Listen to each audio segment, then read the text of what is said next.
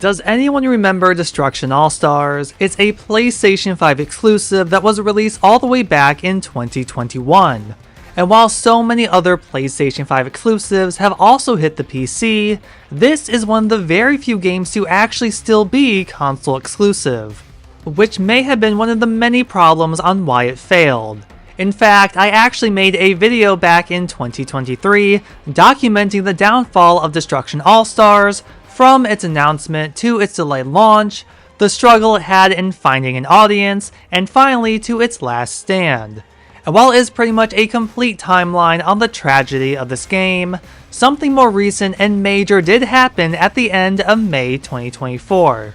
See, the servers aren't officially shut down, but no one has been able to play in online matches since. Anyone who attempts to connect to any of the online game modes will be stuck waiting for a match that won't happen. And while yes, barely anyone was playing during the time it was active, there was always some sort of match to be found, or players could invite others to play. And then the game would fill up the rest of the roster with bots. This also means that anyone who is trying to get majority of these trophies won't be able to, thus making the platinum unobtainable. From what I've gathered, this is a messy issue that doesn't really have an answer. Some people have asked the developers on the Discord of a different game they made, and Lucid Games have responded on seeing no issues on their end. So maybe it's on Sony, but for the moment, this problem may never get fixed. Lucid Games themselves have since moved on from Destruction All-Stars after a failed attempt at relaunching the game when it became available for anyone on PlayStation Plus. And I get it, Destruction All-Stars failed. Likely didn't make a successful profit, and as a studio, you have to move on to make ends meet, and that's exactly what they did.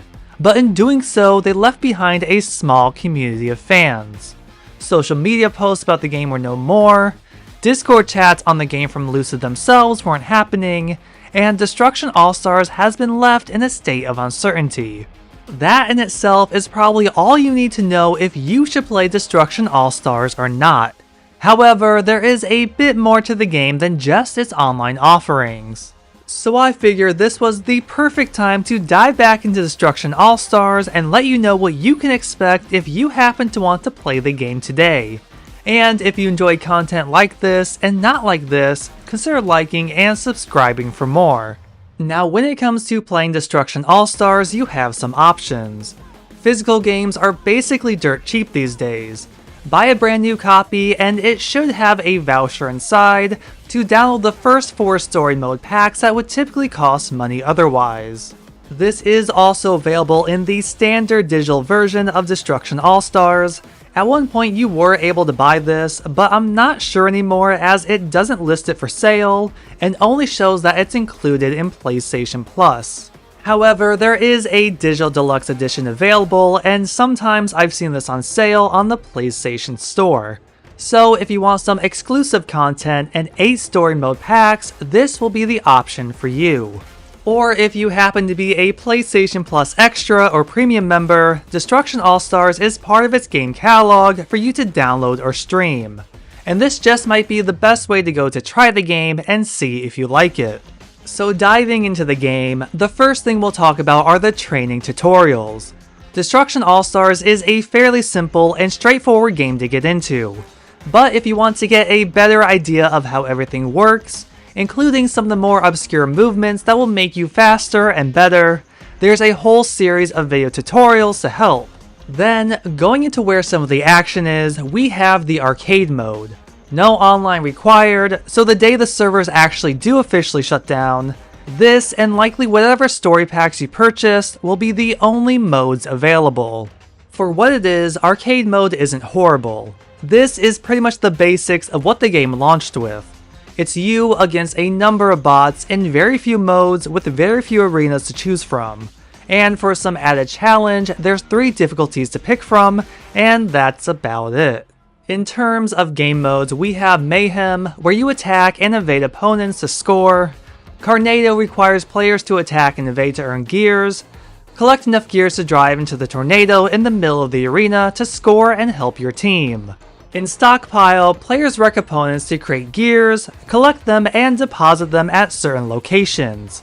own the most banks to win. And finally, there's Gridfall. Basically be the last one standing as the pieces of the floor break away throughout the match. On the downside, sadly there is no split screen, which I think is a waste. Plus, Arcade was never updated to include the new modes and arenas that we would see in the online portion of the game. Arcade mode though is a good stepping stone into understanding the game and its main concept.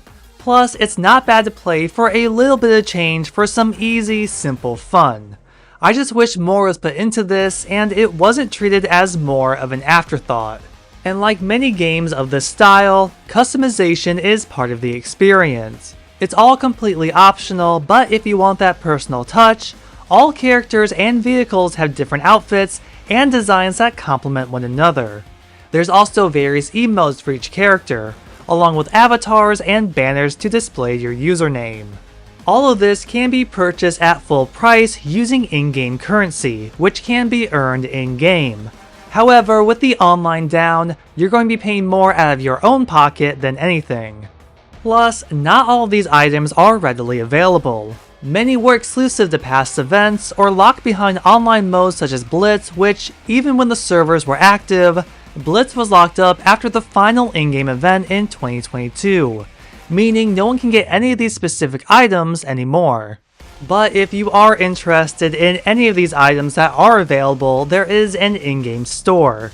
Random items rotate in and out every so often and is available at a discounted price, including the single-player story content. So while all this customization may seem pointless, it isn't just for online play. It does transfer into the single-player stories and the arcade mode. Which leads us into the story mode. There was a total of 13 character stories released out of 17 characters in total. And as I said earlier, each story costs money, but I find that they are definitely worth it. They should have been included already, but these stories do provide some extra game modes and exclusive goodies to unlock. I don't know if there were plans to have a story for every character. It's always felt like there was supposed to be more, but this never happened. Each story gives us a bit of insight into the characters and the ongoings of Destruction AllStars on and off the arena. Some stories are just for laughs, others are a bit more serious, but typically there's always some sort of good, positive message about sportsmanship and the likes in each one. Every story has 7 levels or challenges to complete, which includes some exclusive modes like Transporter. This is a crazy taxi-like event where you need to pick up passengers and deliver them to a specific location. But different passengers have different time restraints.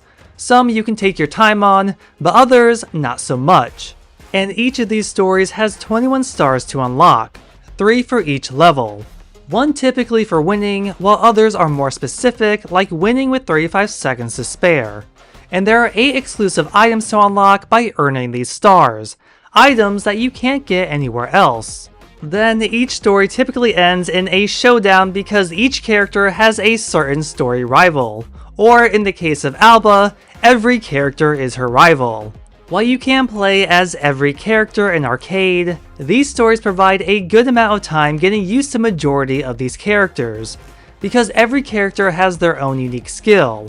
One when they're on foot, and the other allows them to request a special vehicle that only they can drive that has its own ability. While money is required if you want any or all of these stories, if you can buy them at a discount in the in-game store, that might be a better option than paying full price. So is Destruction AllStars worth playing today? As a fan of the game, I want to say yes, but my experience was different than what you will find now. I was there when the game had special events happening. I was there to earn all these rare outfits and goodies you can't get anymore. Let alone I was able to play online and proudly get that platinum trophy. But with the way the game was mishandled and with the online down with no sign of coming back, it's difficult to eagerly say, hey, go and play this game. I think there is fun to have and something special about the game not many people experienced, but arcade mode is lacking, and unless they're willing to put money into the single player stories, which I think are enjoyable and add some extra challenge, it's a lot to ask of people to spend money on in-game currency to get single player content that should have already been included in the game, let alone single player content that probably should have been given out for free. But what are your thoughts? Is Destruction All-Stars worth playing today? Let us know down in the comments. Be sure to like, share, subscribe, and ring that bell to be notified about future content. If you enjoyed this, check out the video I mentioned earlier on the tragedy of Destruction All-Stars. Thank you for watching, and I'll see you in the next video.